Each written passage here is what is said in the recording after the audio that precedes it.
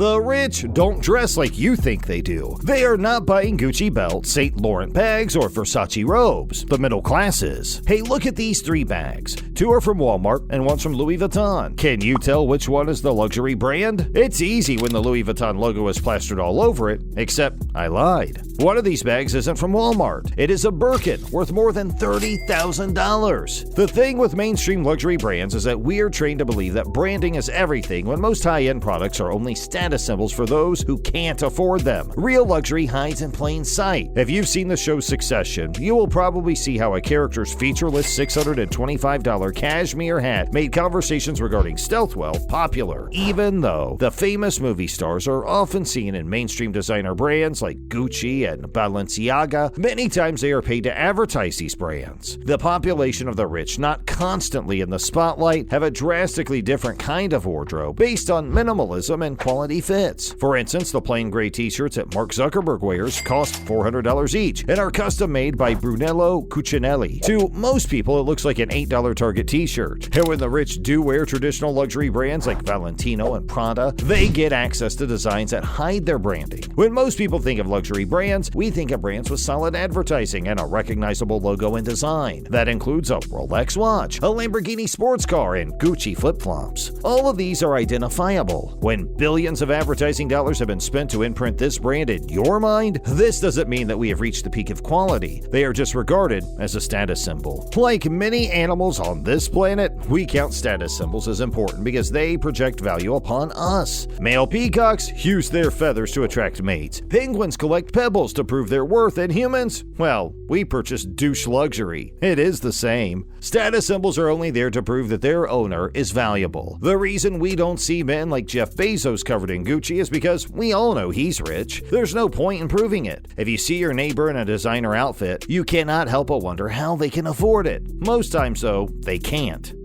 What do you wear? Huh? Why do you dress like that? Like that. What are you wearing? You look poor.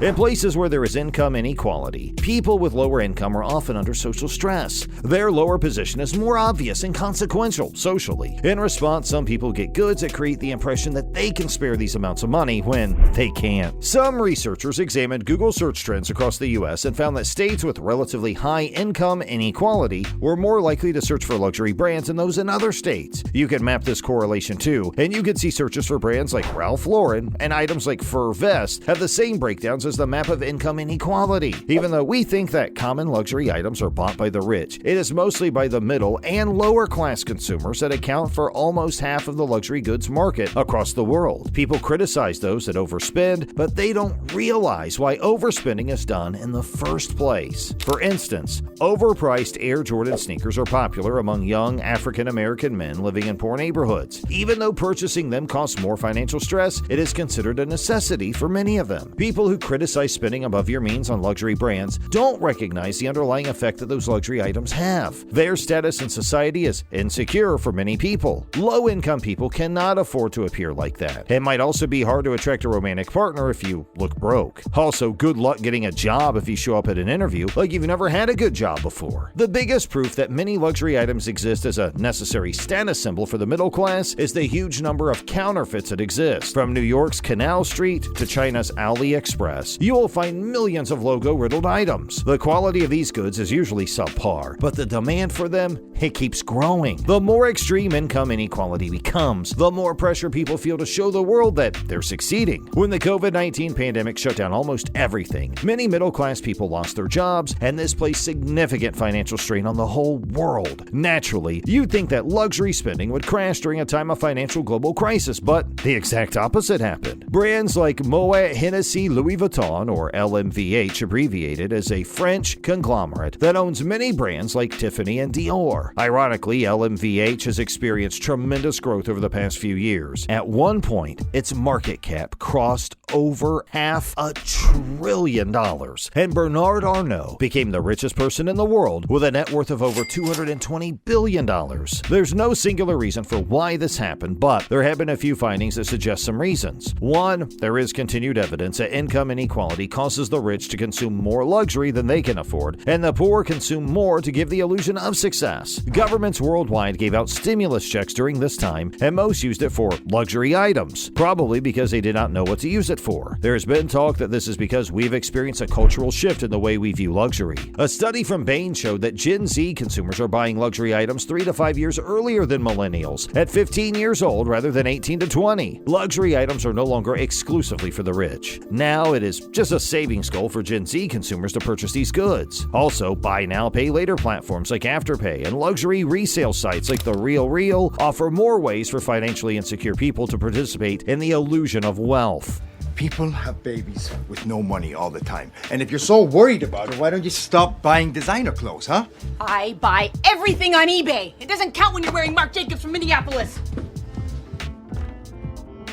As younger generations increase their purchase of those luxury items, the value of these items reduces as a means to signal wealth. Even The Simpsons, which is a cartoon about a middle-class family, has collaborated with Balenciaga. It is now obvious that mainstream luxury brands have shifted from targeting the rich and are instead advertising to the middle class. To rationalize their expensive prices and relative quality, these brands are carefully threading the needle between growth and scarcity. Many of these companies do limited production or destroy their inventories just to create scarcity. Luxury brands have some of the highest margins in all industries, and they make sure to keep it that way to project a false sense of exclusivity. The idea of luxury being diluted by the middle class has brought back many discussions about two so-called factions of wealth. I'm talking about old money and new money. A person classified as old money will be a member of the Walton family, which famously founded Walmart, and new money would be like your uncle who made millions buying Bitcoin. Old money insinuates generational familiarity with wealth and doesn't require someone to show it off. That is different from new money, which suggests that someone didn't grow up rich and now has the need to project or show off their newfound wealth. The tension between these factions has existed for a long time and has been extensively explored, like in F. Scott Fitzgerald's The Great Gatsby. Social media as well, after the show Succession, is obsessed with the idea that old money is classy and new money is trashy, and that is reflected in dress sense. In the show Succession, when luxury items were worn, they were not well-known brands. With the exclusion of being well-fitted and high quality, there was nothing unique. They are expensive, all right, but only rich people would know this. The show also suggests that old money has quiet luxury while new money is loud and lacks subtlety. Oh, Pa, and everyone's laughing up their sleeves about your date.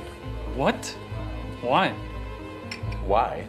Because she's brought a ludicrously capacious bag. What? What's even in there? Huh?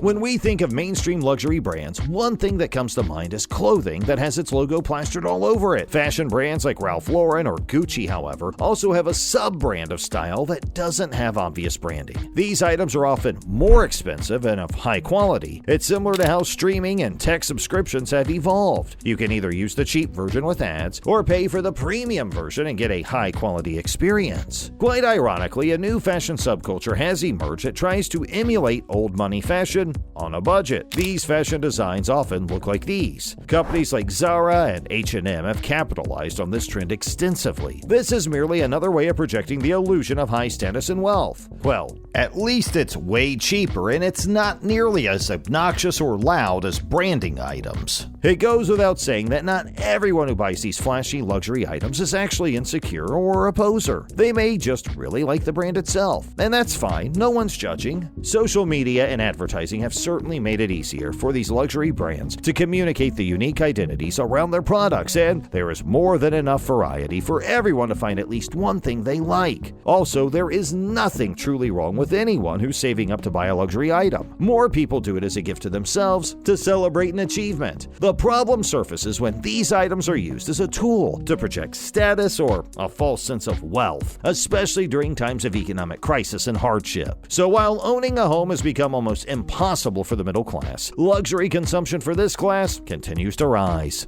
Even though some people may say that it's our fault that our priorities have shifted, perhaps regular folks have given up on what used to be attainable, and these luxury brands have done a better job of capitalizing on social insecurities. The next time you find yourself wanting to spend thousands of dollars on a luxury brand, make sure to find the reason why you have that desire in the first place. Is it because you really like the item, or because it actually provides value per dollar? Or is it something more? Are you buying it for yourself, or so that society can see that you own this item? Let me know your thoughts in the comments, and thanks for watching.